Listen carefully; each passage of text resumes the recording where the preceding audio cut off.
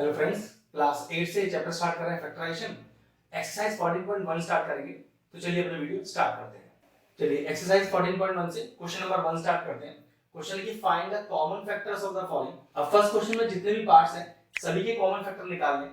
Common factor क्या होता है पहले वो बता देता हूं कि जितने टर्म आपको गिवन है वो हिस्सा जो दोनों में कॉमन है, मतलब वो पर्टिकुलर पार्ट या वो पर्टिकुलर न्यूमेरल या कोई पर्टिकुलर वेरिएबल जो दोनों में कॉमन है, कॉमन फैक्टर कहलाएगा। उसके लिए सबसे पहले क्या करें, ये जो 12x लिखा है इस x का तो कुछ कर नहीं सकते, 12 की बात करते हैं। 12 के पहले फैक्टर्स निकालते हैं। देखिए 2 6 12, 2 3 6 और 3 1 3। ऐसे देखिए यहाँ पर 36 है, निकालिए 36 के फैक्टर्स।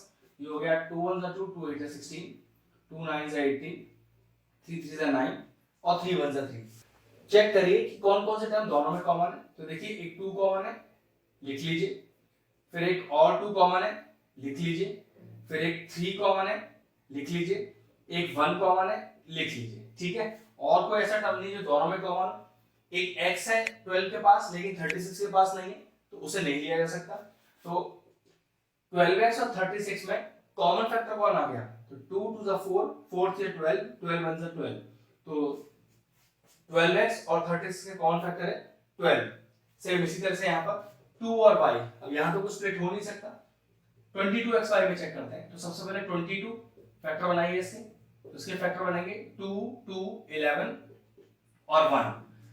और वेरिएबल यहाँ पर भी वही है, यहाँ पर भी वही है, तो कॉमन आ सकता है। यहाँ पर x है लेकिन यहाँ x मौजूद नहीं है, नहीं आ सकता। किस तरह से? जैसे यहाँ x था, यहाँ x नहीं है ना, तो x कॉमन नहीं आ सकता। देखिए कॉमन क्या रहेगा, एक तो 2 कॉमन आ रहा है दोनों के अंदर, 2 11 भी है लेकिन यहाँ और कोई बचा नहीं आ सकता। एक y यहाँ पर है, एक y यहाँ पर है, कॉमन आ सकता है। तो क्या कॉमन हुआ? 2y और 22xy में 2y, मतलब 2y इसका कॉमन फैक्टर हो गया। फिनिश। अगला देखिए 14 फैक्टर बनाए सकते हैं। तो 2 into 7 into p into q।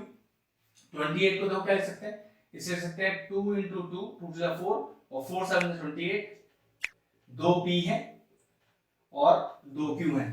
चाहो तो इस तरह से प्राइम फैक्टराइजेशन फॉर्म लिख दो, चाहो तो ऐसे लिख दो, एक ही बात है, उससे फर्क नहीं पड़ता। अब कॉमन फैक्टर देखिए, दोनों के पास एक 2 है, आ गया। एक 7 भी है दोनों के पास, आ गया। एक p है दोनों के पास, आ गया। और एक q है दोनों के पास, आ गया। अब ऐसा कोई और टर्म नहीं बचा जो कॉमन हो दोनों में, तो बस आपका फाइनल आंसर कितना है? 2 7 14, 14 pq is the common factor of both the terms. चलिए क्वेश्चन नंबर 4 देखते हैं। इस बार क्वेश्चन में 3 टर्म दिए हुए हैं, 2x 3x स्क्वायर और 4। ध्यान रखिएगा वही कॉमन फैक्टर कहलाएगा जो तीनों के अंदर मौजूद होगा। तो चेक करो, 4 के पास कोई वेरिएबल तो है ही नहीं, तो ये x और x स्क्वायर तो कॉमन आ ही नहीं सकते। ठीक है, इस 2 के पास न्यूमेरल क्या है? 2 into 1। 3 के पास क्या है फैक्टर? 3 into 1। और 4 के पास क्या है? 2 into 2 into 1। चेक करो कौन सा फैक्टर ऐसा है जो तीनों में कॉमन है। तो आप साफ देख सकते हो कि सिर्फ 1 ही ऐसा फैक्टर है जो तीनों में कॉमन है।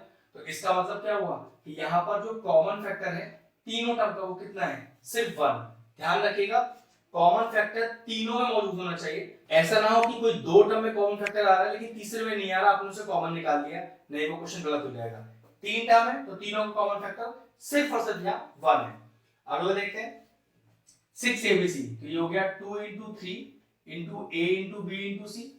फिर 24 को क्या लिख सकते हैं? बना लेते हैं। तो 2 2 जा 4, 4 3 जा 12, 12 2 जा 24। और एक a है और 2 b है।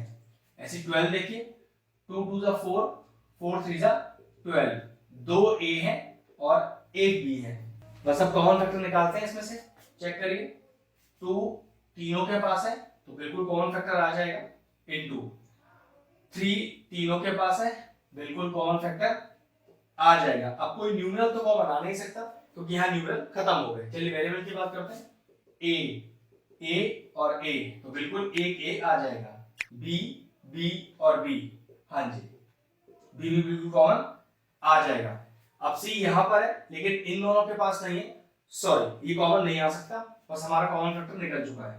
फाइनल आंसर आ गया हमारा 6ab, मतलब इन तीनों टर्म का जो कॉमन फैक्टर है दैट इज 6ab। चलिए क्वेश्चन नंबर 6 देखते हैं।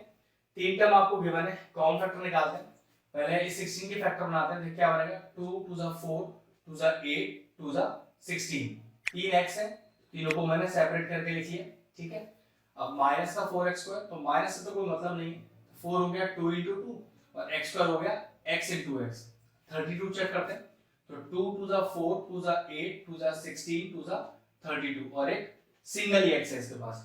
चेक करो तीनों में कॉमन फैक्टर क्या है, एक 2 यहाँ पर, एक 2 यहाँ पर, एक 2 यहाँ पर, ये लीजिए कॉमन फैक्टर 2 आ गया। एक 2 और है तीनों के पास, ये लीजिए एक 2 और आ गया। अब यहाँ तो न्यूमरल खत्म हो चुके हैं, तो पक्की बात है कॉमन न्यूमरल तो कोई आ ही नहीं सकता। वेरिएबल चेक करते हैं,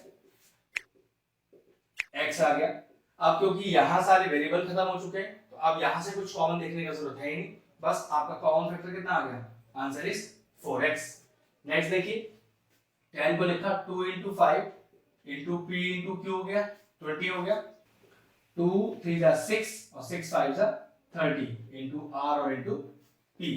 सिंपल फैक्टर निकालें, आप जिस तरीके से फैक्टर निकालना चाहो निकाल सकते हैं, ठीक है। अब जरा कॉमन चेक करते हैं, तो 2 2 और 2 ये लीजिए कॉमन आ गया।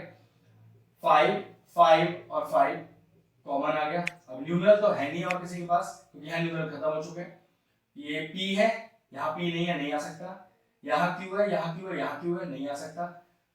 यहाँ पर q है, यहाँ पर q है, यहाँ पर नहीं है, नहीं आ सकता। मतलब वेरिएबल में कोई ऐसा टर्म ही नहीं तीनों के पास जो कॉमन हो, तो यहाँ पर जो फाइनल आंसर रहेगा वो रहेगा 10, क्योंकि आपके पास एक भी यहाँ pq है, यहाँ qr है, यहाँ rp है, तो तीनों में कोई वेरिएबल टर्म कॉमन है ही नहीं, आंसर इज 10। चलिए 8 क्वेश्चन करते हैं। फर्स्ट क्वेश्चन का आखिरी पार्ट है ये, वही कॉमन फैक्टर निकालना है, या 3 है या 10 है या 6 है।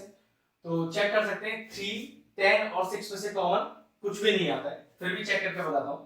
3 को लिखा 3 × 1, 10 को लिखा 2 × 5 और 6 को लिखा 2 × 3।